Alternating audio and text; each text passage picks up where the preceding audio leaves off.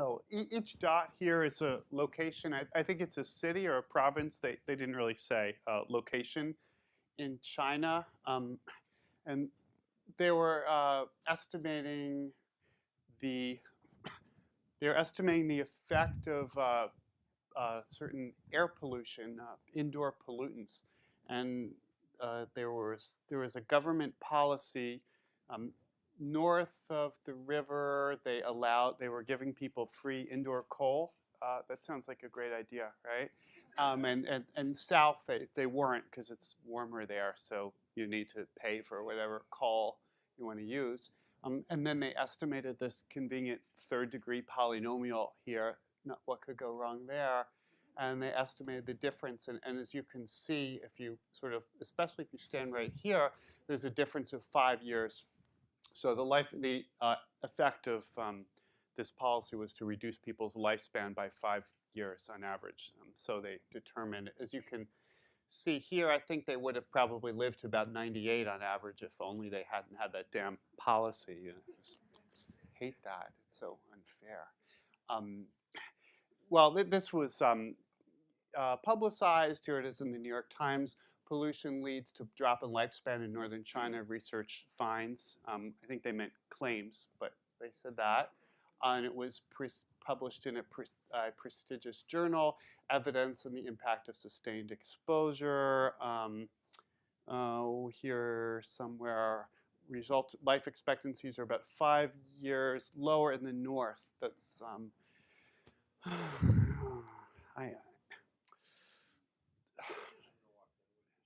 north is the positive numbers, and south are the negative because it's degrees north. Yeah, north is not up there. Um, yeah, this is. I don't believe this for many reasons. One of which is I don't think those people were really going to be living to the age of 98, and there's really actually no reason for this curve except that the curve fits the data. Except the curve doesn't really fit the data because you see those points that there. But they followed the rules. So I would say there's a crisis in science, perhaps a crisis in scientific criticism in the sense that a few years ago, I just don't think a study like this would have been subject to this level of criticism. My own thinking has changed.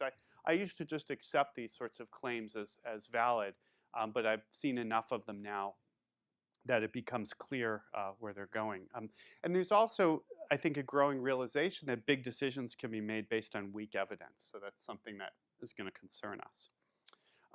Now, our job as statisticians, or my job as a statistician, is to make predictions or to learn about the population from a sample. And I'll give some examples. But first, I'd just like to say it's a pleasure to be here. I've spoken twice before here, but not in this large room, in the little room upstairs, doing workshops for math teachers. And I think I don't see much of a distinction between teaching and research. When I'm doing research, I'm trying to teach things to myself and to my colleagues. And I don't see much of a distinction between a public lecture and a research paper, which means that my research papers are written too casually and my public lectures are too technical. Uh, so what happened in 2012? In particular, what happened here? So this is public opinion in the last 2 months of the campaign. There was Barack Obama leading in the polls and Mitt Romney down here. Then there was a sudden jump down. Romney was ahead for a while, and then he remained ahead, and eventually Obama won the election. So what happened right here? What happened at the very beginning of October? Well, there was a debate, a presidential debate, in which Obama sort of looked like this, and Romney sort of looked like that. And Romney did pretty well, and if you were a Romney supporter, you thought he did pretty well, and if you're an Obama supporter, you thought Obama did pretty bad. Pundits of all political persuasions agreed. Karl Rove said Mr. Romney's bounce in the polls is significant. Nate Silver said Mr. Romney has not only improved his own standing, but also taken voters away from Mr. Obama's column. I actually pretty much disagree with these statements. But I thought this at the time. At the time, I thought Karl Rove and Nate Silver were both correct on this. But we got some data after the election. I have some colleagues who work at Microsoft Research around the corner from here, and they had done a survey on the Xbox gaming platform. So they convinced the big guys at Microsoft to put this on the Xbox. So during the month and a half before the elections, you could click on this thing and you could watch the debate, but you could also vote on the Xbox. So you could click and you got to decide who to vote for. And they got tons of data, hundreds of thousands of responses, because people are just sitting at home on the Xbox. It's non-invasive. They get to decide whether to survey. It's very easy. They got lots of data, and here's what they found. Well, it was pretty close, but then, as you see, Romney pulled ahead during the debate and never looked back, and then Romney won the election, and that's why we are where we are today. Well, they anticipate. Well, who responds to the Xbox survey? It's demographically not like the general population. It actually includes more men and more young people than the general population. That's actually not so horrible because most surveys have too many old people and too many women. So together you can maybe get a lot. But this survey alone wasn't quite right. But it's not so bad because you can adjust the survey for the demographics. Now, how do we adjust the survey? We divide the population into a bunch of categories. So there's 50 states and 2 sexes and 4 ethnic groups. And you can also categorize people by how they said they vote in the previous election. If they voted, you can characterize them by their party identification, and you divide the population to many thousands of little pieces. You estimate the proportion of voters who supported Obama and Romney in each piece, and you put them back together. And we call that multi-level regression and post-stratification. And it's not trivial to do that because in these little cells, you divide the population to little cells. In any given cell, you might have 0, 1, or 2 respondents. And so you can't really just use the raw data. You have to form a predictive model. But we can do that. Actually, that's we already knew how to do that. So we did that, and we adjusted for demographics, and this is what we found. Obama was in the lead. There's some uncertainty. The error bar is pretty narrow because we have a big sample. We have data every day. On October 3rd, there was a big jump down. Romney was ahead for a while, and then Obama won. So pretty much agrees with Karl Rove and Nate Silver. We're all in agreement. Then we did one more adjustment. In addition to adjusting for demographics, we adjusted for partisanship. And that's the new line. So let's look at that. So Obama is in the lead. Now look, the magic day, October 3rd, it just dropped a little bit. Always stayed above 50%. So this, which I believe, the adjustment for partisanship, I believe, much more than the unadjusted. Okay. Very stable. This is Obama. It's all Obama. This is a line. The different graphs were made in different ways. So this is not comparable to the earlier graph. Obama's so it's much less variable. It's much smoother, right? Like if this was a physics talk, I would say, look, we have a much better measuring instrument. Isn't this great? Okay. With the better measurement instrument, we can observe, we can detect smaller effects. Now this is supported by other survey data, Pew and YouGov and RAND surveys. How do we explain this pattern? So we call this the mythical swing voter. So there's evidence that very few voters ever change their opinion during the campaign. But big swings in the polls, sort of. Okay.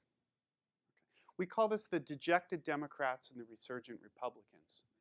So here, well, Obama was doing great here. Everyone thought Obama was going to win. Romney was on the ropes. Romney's getting panicky. He's looking desperate. They do surveys, and Republicans are less likely to respond to the survey. Do you want to click and play the who do you want to vote for game? No, I don't want to play that game because it's no fun to play that game. Okay, if you think your candidate's going to win, you're like, hey, the election's coming. Let's talk about who's going to win. And if you think the elections, if you think your candidate's going to lose, you're in the position of some kind of Mets fan, right? It's not going to happen. Now, then there's the big debate. And what happens after the debate? Well, then the Romney people are energized, more likely to respond. So you get this sort of ringing effect. You get this exaggeration.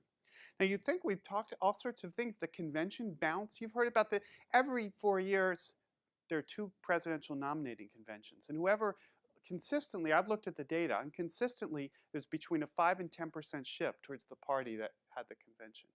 Consistently. No, and why is that? It's sort of funny. Imagine you survey someone a week before the convention.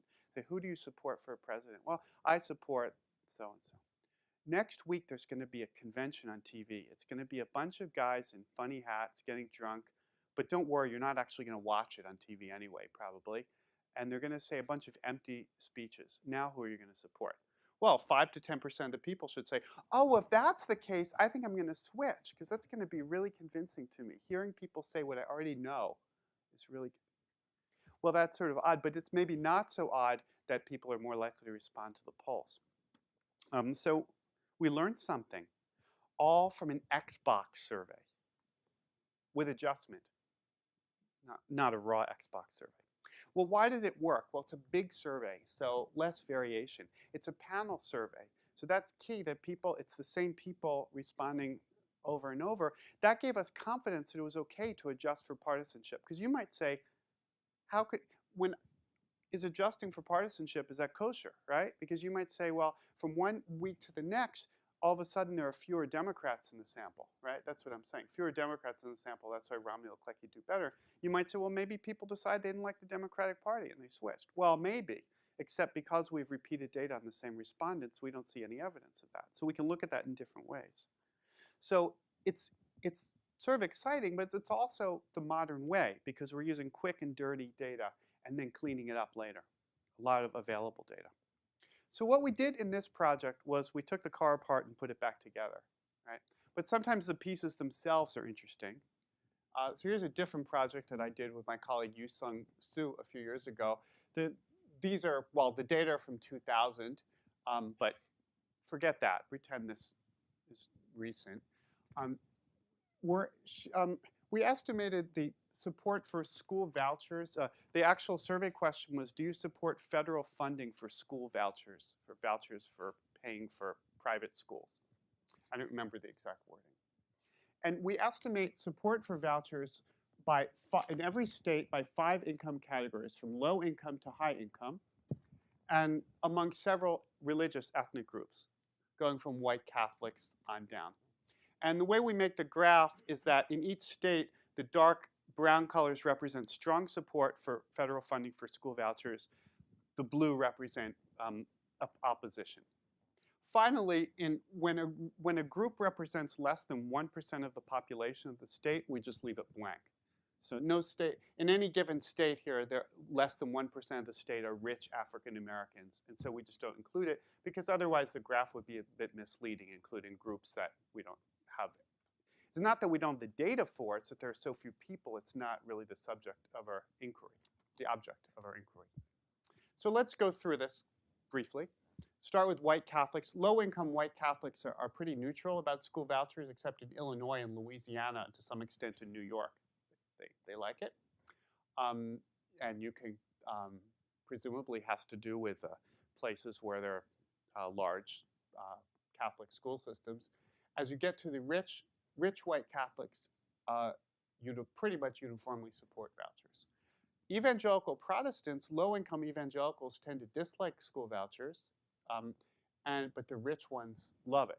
So evangelicals actually show a stronger interaction between income and support for vouchers. That's something we found in other work, that rich white evangelicals are much more conservative than poor white evangelicals, and that's larger than in other groups. Now, other whites just don't like school vouchers. Even rich white people don't like school vouchers. If they're not Catholics or evangelicals, it's just not popular. Now let's look at others. Oh, this is interesting because among minority groups, among blacks and Hispanics, the low-income ones support vouchers, but as they get richer, they become less supportive. So it goes the opposite direction. Which, well, low-income blacks in the South don't like school vouchers. Of course, private schools in the South have a very long racist history, so it makes sense that they're not going to be popular. But why is it that low-income minorities are supporting? Well, I think a lot of it has to do with the survey question, federal funding for school vouchers. So ethnic minorities are more likely to support federal funding, whereas low-income whites are more likely to not like the idea of federal funding because federal funding sounds like federal funding for minorities. So it's a complicated interaction. And we got all this by fitting the same model that we fit to the Xbox data, the same class of models. The details were different. We put many months into getting it to work. Like there are many complexities. For example, when we take the pieces apart and put them back together, we do that using census information, but you don't have census information on religion, so that has to be estimated. So there's another step in the model. There's a lot of moving parts. Now let me show you. I'm going to show you the raw data.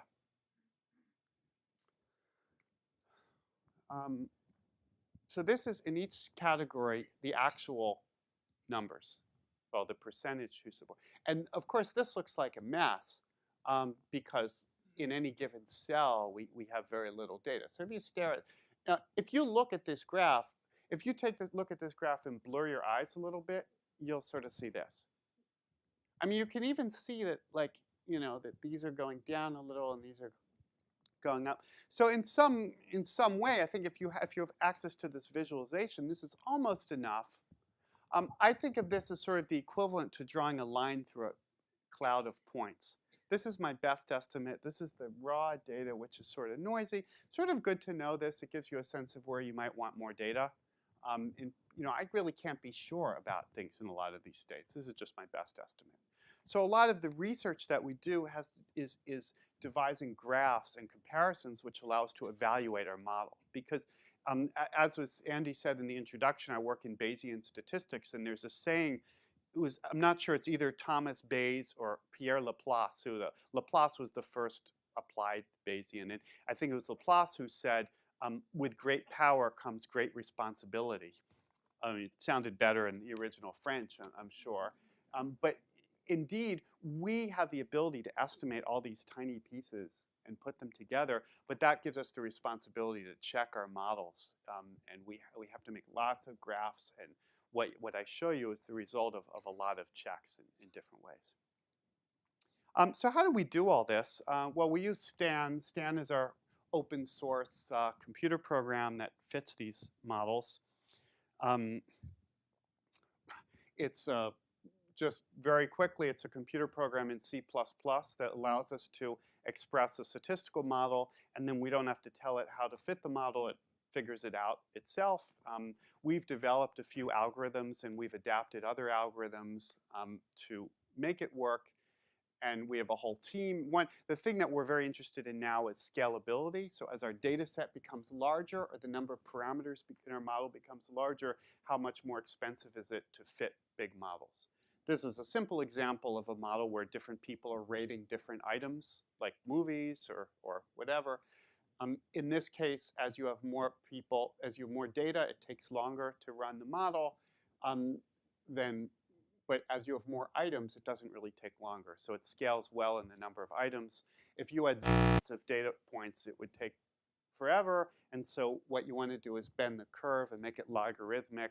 Linear is better than quadratic, but logarithmic would be better still. And that's a lot of our research right now. And our technical research is developing algorithms for this. But in some way, the research is motivated by the applied problems we're working on. OK, back to politics. You've heard about political polarization, maybe?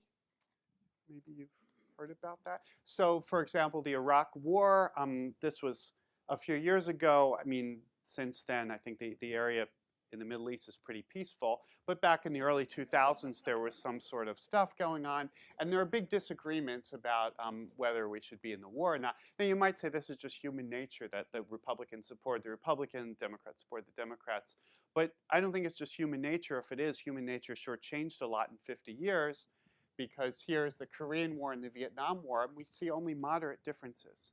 Indeed, in the Korea and in Vietnam, Democrats supported the war when the Democrats were president, Republicans when the Republican was president, but these are pretty minor divisions. Now things are different. What about domestic policy? Well, look at this. This is attitude on abortion. So higher numbers are more supporting abortion rights. These are survey respondents. Until Bill Clinton, there was no difference on average between Democrats and Republicans. As Virginia Woolf might have said, on or about 1990, everything changed, and we don't really completely understand why, but now you see big differences. Well, big differences represent big opportunities. So for example, Hispanics, a lot of Latinos have conservative attitudes on abortion. So there's sometimes this move, perhaps, that Republicans can get some Latino votes with a hardline anti-abortion stance. Maybe. But maybe we should look, before we think about what might happen if policies are changed, let's look at what's been happening so far. So I'm going to start with what I'm doing here. This graph shows pro-life and the difference between percentage who are anti-abortion of Republicans compared to Democrats. So what this says is, before 1990, there was very little difference between Republicans and Democrats in their attitudes toward abortion. But since 1990, there's been a very strong increase, and now Republicans are much more anti-abortion than Democrats. This is another visualization using a hierarchical linear model. It doesn't really matter. For the next slide, I have to use a model because our data are more sparse, because I'm going to break things up by subgroups. So I'm switching you to the model here. So this is just a restatement of what I already showed you. Abortion has become polarized, and it didn't used to be, amazingly enough. Okay, now this is just amazing to me. So here we are. Well, my colleague made the graph a couple of years ago, but I think it would be similar now as in 2004. Huge differences among whites and others, non-white, black, or Hispanics, in abortion attitudes by party ID. That is, for whites and for ethnic others, there's a large difference between Democrats and Republicans on their abortion attitudes. For blacks and Hispanics, it's essentially zero. I mean, zero. So it's not Hispanics, Latinos who are more conservative on abortion are not more likely to, at all, more likely to vote for Republicans. We have various stories as why this makes sense, but the message for today is that we can learn by slicing data into little pieces. And I'll give you another example. Oh, this is more. I don't know that you need to see that. This is similar. Now we're breaking up whites. I showed you whites compared to everybody else. Among whites, low-income whites, there's no difference between how low-income whites, Democrats, and Republicans feel about abortion. The partisan divide among abortion is entirely among higher income or higher educated whites. Just the data, make of it what you will. Now, a few years ago, I was talking to a well-known economist who was telling me that he and his family had moved away from Cambridge, Massachusetts, to a suburb of Boston because they just couldn't deal with being the only Republicans on their block. It was funny because then I looked it up, and this suburb, I looked up, I got back, I looked up this suburb, and last election they voted, it was like 65% Democrat. That's the best you could do? And he said, yeah, that was the best we could do. Best we could do. And so anyway, we were talking, and he described himself as a Jimmy Carter Republican. And I said, oh, you mean with like deregulation, and he was like standing up to the Russians, and said, no, Jimmy Carter made me a Republican, he said. And then In recent years, we've seen a lot of George W. Bush Democrats similarly. And so you can sort of see this even in the data. So this is 2008 election, just looking at Republican vote. So my former student, Yair Gitza, had access to lots of data. We have Republican vote as a function of age. And these are these George W. Bush Democrats here. And then you have maybe some Jimmy Carter Republicans. Striking patterns, really. So we're going to explore these patterns a little bit, and then we're going to fit a model. So here's the graph I already showed you. Well, we can go back. So with 2008, we have tons of poll data since 2000, easily accessible. The earlier stuff you can get, it's more work. So here I'm showing Republican vote as a function of age for each year, 2000 through 2012. I'm not giving you all the raw data because it would just be a mess. I'm giving you the smooth curves. And you sort of see something, it's not even clear. Like in 2012, 2008, young people were very Democratic supporting, but in 2000, it wasn't the case. It's hard to know what to make of this. Simple generational stories don't seem to fit. But now let's take 2012 and keep it there. 2008, move it over by 4 years. 2004, move it by 8 years. And 2000 by 12 years. So they're all lined up. We're going to line up these curves by age. And move the blue one over. Look at that. Look at that. That's just amazing. Because it's amazing because I said, try lining them up by age. And it worked. I mean, how often do things just work? Right? It just was amazing. Now, you could say, well, hey, I was making fun of those people for fitting a cubic regression, and now look at this curve. But it's a little bit different. I have a lot of data. It's clearly happening. This is, but we're going to go on from here. There's no discontinuity exactly. But so this gives us some feeling that maybe there's something to be seen. So we set up a mathematical model, and the model goes like this: that how you vote. Okay. The variation, first let me say the variation in these curves are not huge. Like it's the sort of the amplitude of the variation is roughly like, on the order of 10 or 15 percentage points of the vote, right? So these are averages. So most of how you vote is not explained by your cohort. Okay. Nonetheless, these are not trivial effects. So the story is that you start and you're born, you come from some family, you live somewhere, there's some baseline political attitude. Every year you are exposed to politics, and there's a president, and the president has some popularity. And when this popularity, it's a Democratic president, you take the popularity of the president minus 50%, you multiply it by a plus or minus 1 depending on his party, his or her party, the president, and then you multiply that by a weighting factor based on your age. And what we did is, and the idea is when the weight is big, it means that politics is affecting you're malleable and you're affected by it. And when the coefficient is small, it means that it's not affecting you much and you're sort of beyond politics. And we estimated this from the data, and the only constraint in our model, we estimate a function of age, which are these weights.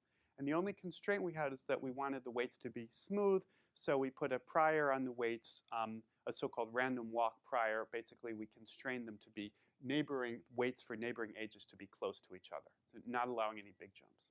And this is what we saw. So this was pretty cool because it could have been anything, right? So it looks like the biggest effects are between the ages of 15 and 30. Now, then we have error bars, and in some sense, the confidence intervals understate the uncertainty because, they're all conditional on the model. But it's not bad to have confidence intervals of some sort because it gives you a sense don't overinterpret the squiggling around age 18. If you wanted to understand these blips, they ultimately have to do with individual data. It has to do with the fact that there was a certain year when a president was popular, and then 38 years later there was someone who didn't do so well in an election. I mean, it's ultimately just based on data, and you can't overinterpret it. Yet I felt this really helped us understand what was going on in the political generations. And you can make graphs like this. This shows the Republican vote in an average election for different cohorts. So we have the New Deal Democrats who are sort of already born 1855 to 1934, so they're already pretty stable, and things weren't affecting them that much. Then we have other groups, Eisenhower Republicans, baby boomers, Reagan conservatives, and you can see that each group, there's a period where they become volatile depending on the president that was in power. And we only did whites because minorities, there's just a whole other story. The coefficients are much smaller for ethnic minorities because they're much more likely to vote for the Democratic Party, less volatile, so you want to sort of estimate this separately. Okay. So we were able to take the data apart and reconstruct an underlying pattern. Okay. I'm going to show you another example of data decomposition now. And it started with this paper somebody sent to me. When you have the blog of the year, people just send you stuff. And they used to send me ugly graphs, and now they send me like bad research. But sometimes people send me good stuff, and so this was cool. So someone sent me this. They said, "Is this real? Influence of Valentine's Day and Halloween on birth timing." So when you see this, your first thought is, this is going to be bogus, right? And I have to say, I'm a big believer in diffusing suspense, because when you're telling a story, if you can't have suspense, then it's better just to give the answer ahead of time so people don't sort of feel like they're trying to guess. So to defuse the suspense, I think this is real, actually. But I'm going to talk about how we look at it. But here, this paper came out, and this was their main graphs. Isn't this cute? Okay, so number of births. This was from 1968 to 1988. There's records of every birth in that period. Now, then they stopped. I think after that, the government decided to blur the records in some way. But before that, you have the date of every date of birth. And more, so they just took the mean over an 11-year period. I think we had more than 11 years. But anyway, whatever it was, over the period they had, they took the average each day. And here's Valentine's Day, and it's higher.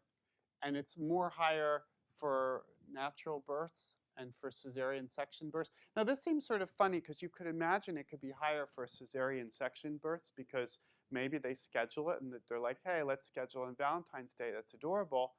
But natural, it seems funny that natural births are just not like, because if anybody here has had a baby, you'll know that you don't have any option about when the baby's coming out. It's not like you're like, oh yeah, I'll hold it in for another day. Or like, this would be a great day to have a baby. So it's sort of funny. Well, but look, they're comparing to the other days, and so a few things that are striking. One is that it does seem, so far at least, looks like a real pattern.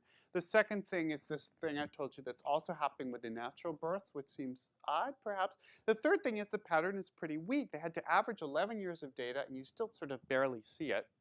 Now, you don't have error bars on these points, but you don't really need error bars because you have 7 on each side, so you're getting internal variation. Now, here's Halloween. Isn't this clever? I've never had a graph using a symbol like that, and I really like that. And there you see you get less, and again, less natural births too, which is sort of funny. And when you see this would be very natural to say, I think there's something wrong with the data because why should it be happening with natural births too? But actually, I'll get back to that because I think it's reasonable. So when I saw this, I wrote on the blog, I said, what I'd really like to see is a graph of all 366 days. I want to put Valentine's and Halloween in context. And then while you're at it, you can also do days of the week, because we've all heard about the whole weekend thing. And also Thanksgiving and Easter, holidays that have specific dates.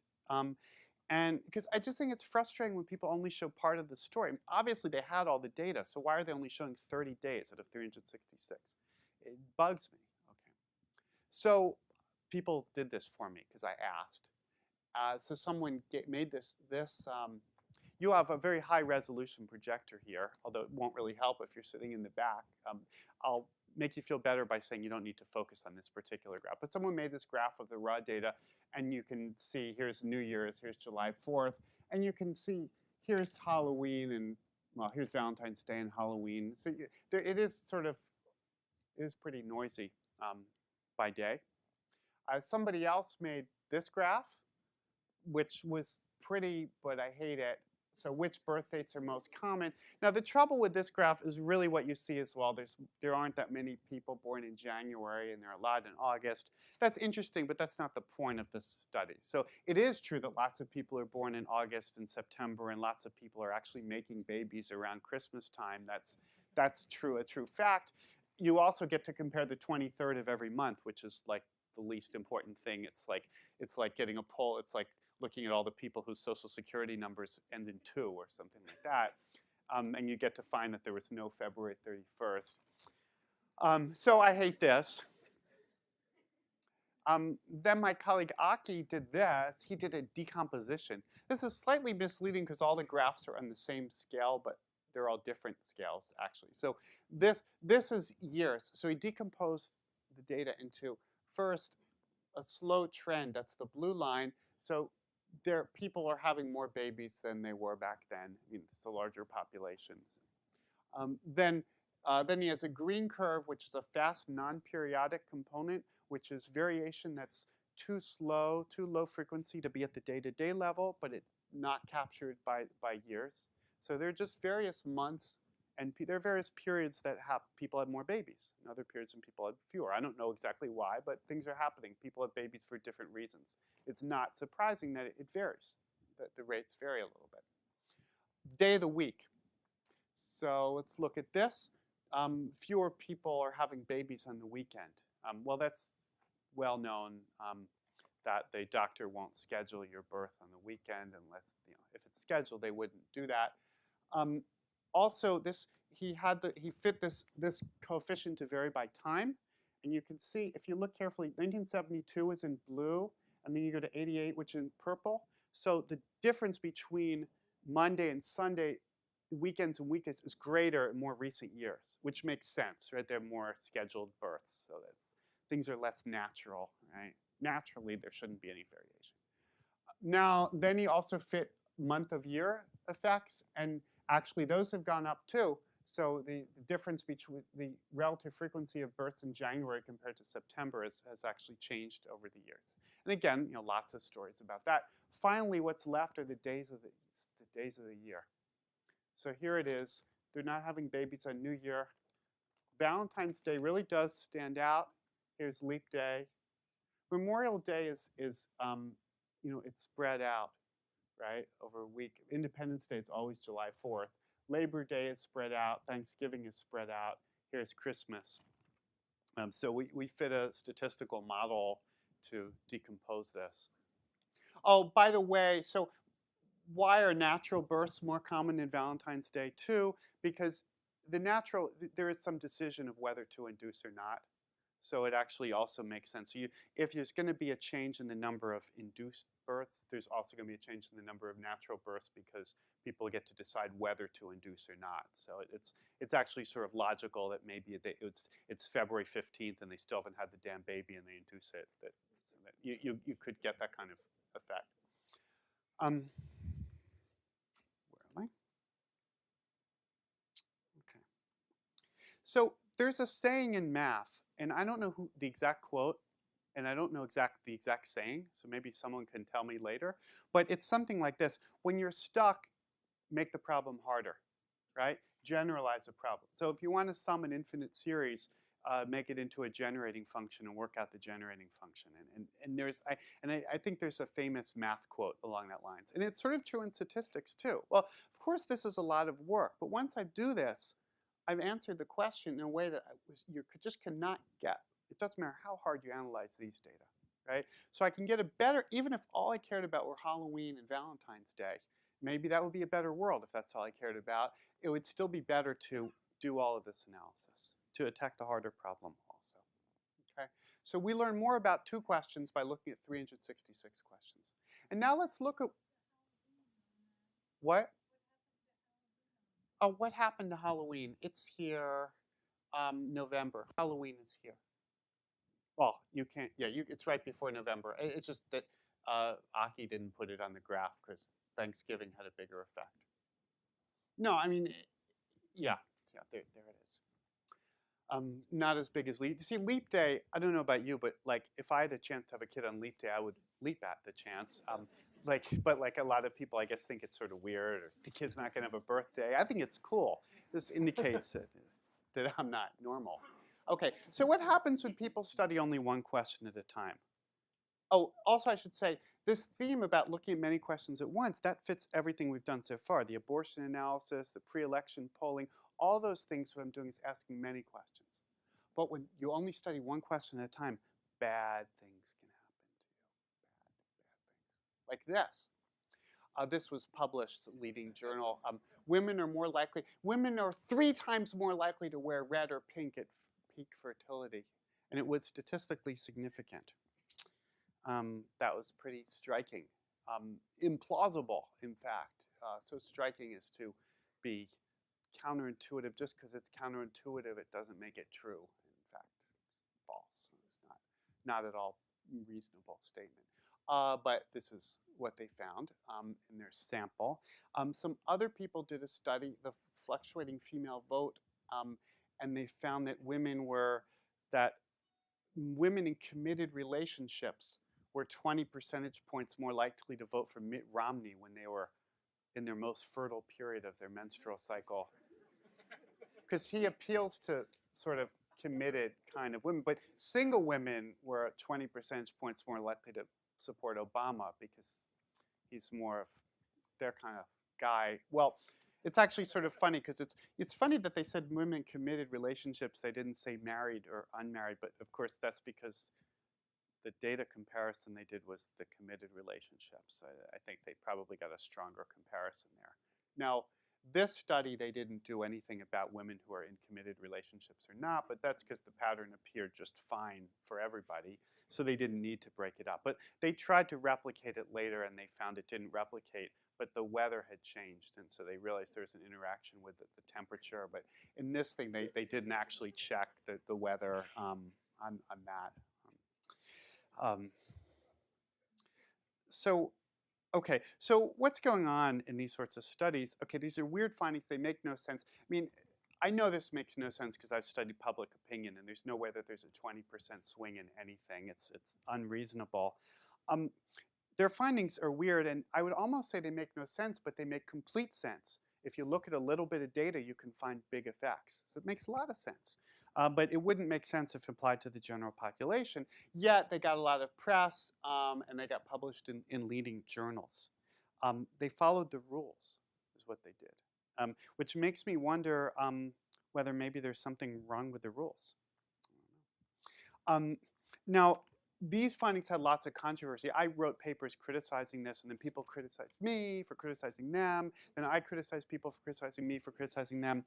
And there was lots of controversy. But one way to think about this is, why should we believe that asking two survey questions to 24 college students and 100 people off the internet should reveal underlying truths about human nature? Well, you're all on my side. And so it's like, but you should be on my side on this one because I'm right here. The point is that it's a funny thing because statistics is sort of does some damage here, right? Because I think as statistics is used as a way to launder uncertainty. And I think that statisticians have somehow, we've in some ways sold our field to scientists as we are these great bankers of data. And we will launder your uncertainty. All you have to do is pay us a little bit to teach courses and stuff like that. And we will take your data that's very variable, and we'll come out with averages that are very stable and believable. We'll take a whole bunch of data points, and we'll divide it into little slices. And these will be AAA slices, or I should say p less than 0.01 slices of data. And everyone will be very happy about that. And sometimes it works, like in Las Vegas, you really can have independent gambling outcomes and they can make money, but it doesn't really work in a situation like this. There are too many ways of selecting the data. It's a little bit as if someone went to Vegas and played a gambling game, but then they got to decide what was the rule for winning. So all of a sudden you play roulette and you get to pick your number afterwards, and it won't work so well. Here's another example. This is a famous example. It's the social priming study. So people were, some 60 college students were in the lab, and some of them were given neutral stimuli, and some of them were given some stimuli with words such as Florida and bingo that elicited images of elderly people. This was done sort of implicitly. You know, lots of things were going on, and they somehow mentioned that you're going to Florida and playing bingo. And then bingo, they got an effect here. Elderly people took, so people who were, these were students who were primed with words like Florida and bingo were taking longer to walk down the hall. And this difference was statistically significant. A huge literature came from this. Now, you can laugh all you want, but this guy, who was probably the guy they asked to speak and he wasn't available, so they got me instead. When I describe priming studies to audiences, the reaction is often disbelief. Here you are disbelieving. The idea you should focus on, however, is that disbelief is not an option. The results are not made up, nor are they statistical flukes. You have no choice but to accept that the major conclusions of these studies are true. No choice. And remember, this is the person who couldn't come. They invited him, and he wouldn't make it. And if he had come, you'd be standing in the hallway because the seats would all be taken. Okay, this is what's happening. Okay, well, this is an important enough study that people decided to replicate it. And there's this thing called Psych File Drawer, which is an archive of replication attempts made from fonts from the 1970s here.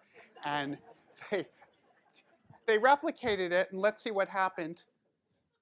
Well, that confidence intervals don't overlap. Look at, well, let's not, and they overlap a little bit, but let's not be, well, shoot. The people who are primed with elderly words actually walk faster. Well, it's not statistically significant, so we don't have to take it too seriously.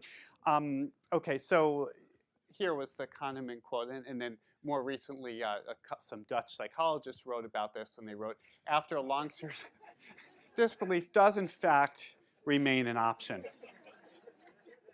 But Kahneman is in good company. Here was Alan Turing, founder of computer science in 1950. I assume that the reader is familiar with the idea of extrasensory perception, blah, blah, blah. These disturbing phenomena seem to deny all our usual scientific ideas, how we should like to discredit them. Unfortunately, the statistical evidence, at least for telepathy, is overwhelming.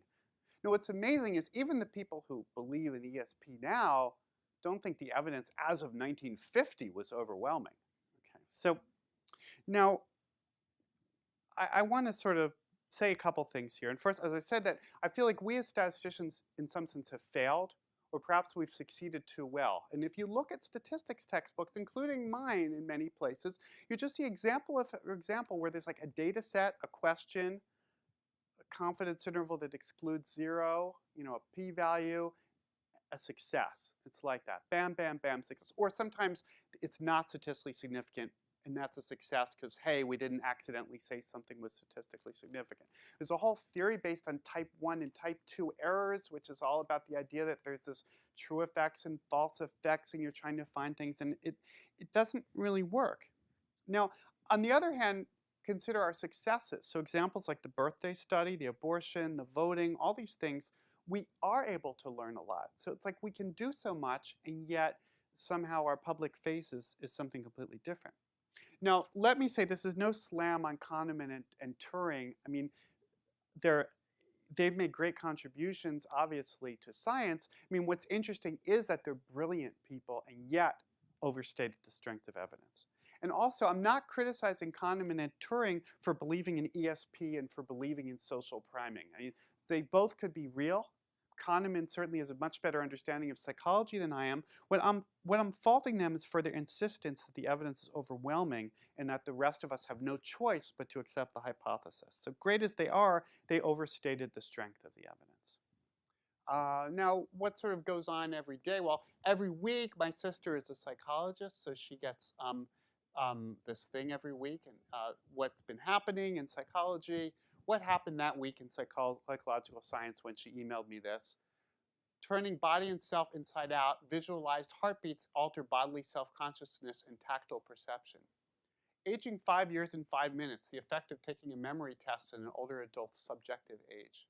The double-edged sword of grandiose narcissism, implications for successful and unsuccessful leadership among US presidents.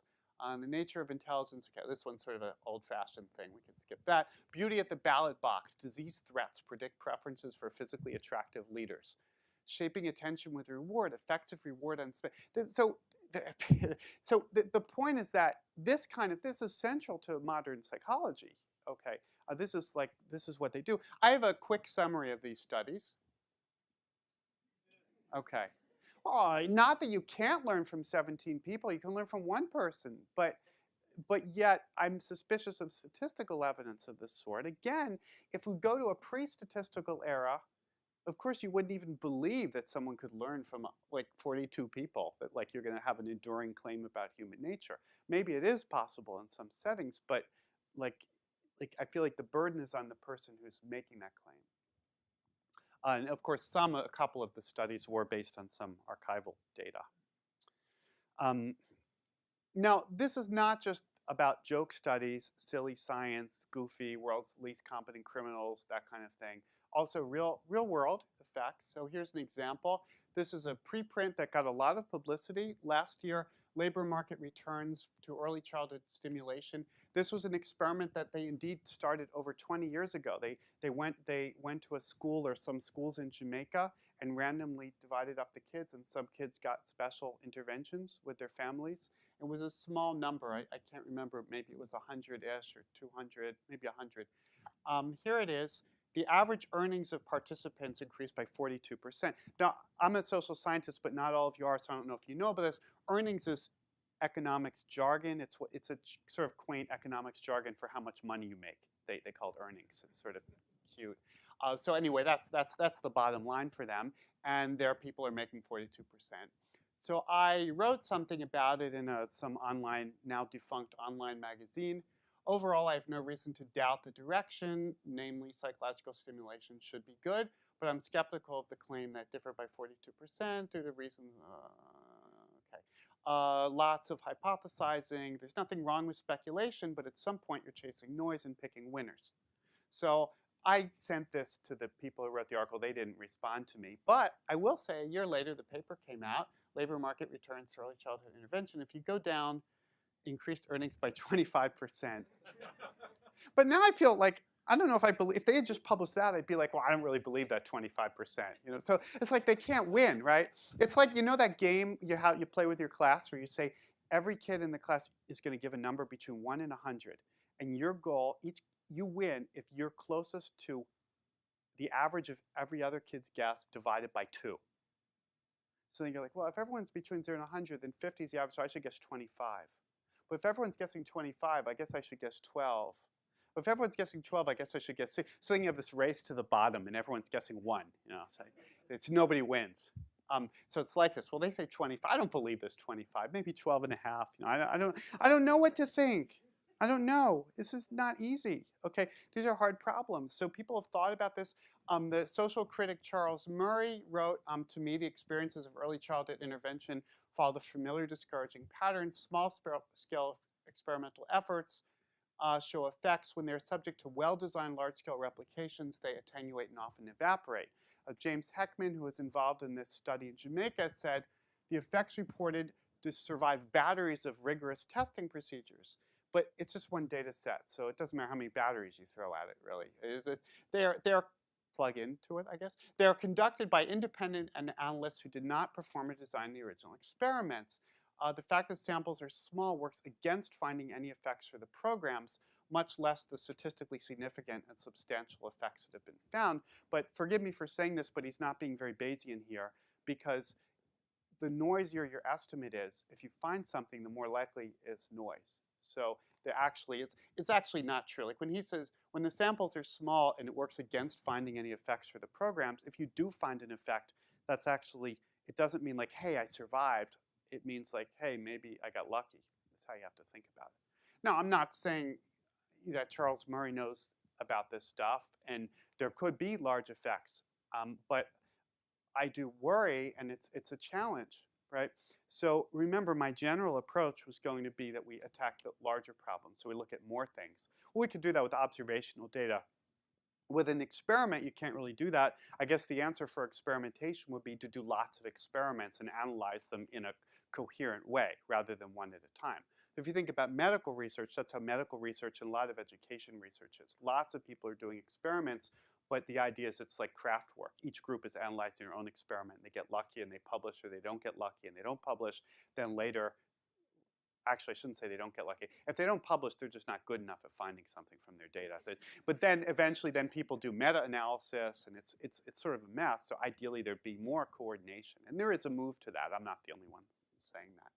Okay, so let me conclude with this sort of soothing thought.